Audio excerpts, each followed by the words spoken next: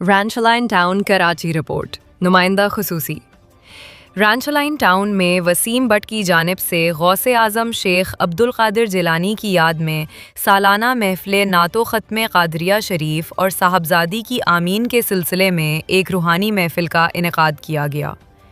محفل میں معروف نعت خواں حضرات نے عقیدت کے ساتھ نعت رسول مقبول صلی اللہ علیہ وسلم پیش کی، جبکہ علماء کرام نے اولیاء کرام کی تعلیمات پر روشنی ڈالی۔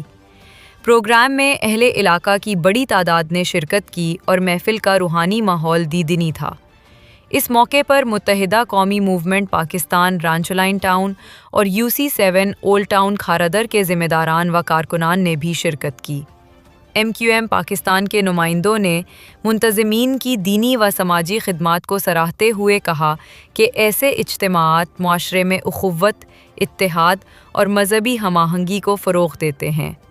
محفل کا اختتام اجتماعی دعا پر ہوا، جس میں ملک و ملت کی ترقی، امن و استحکام اور امت مسلمہ کے اتحاد کے لیے دعائیں کی گئیں۔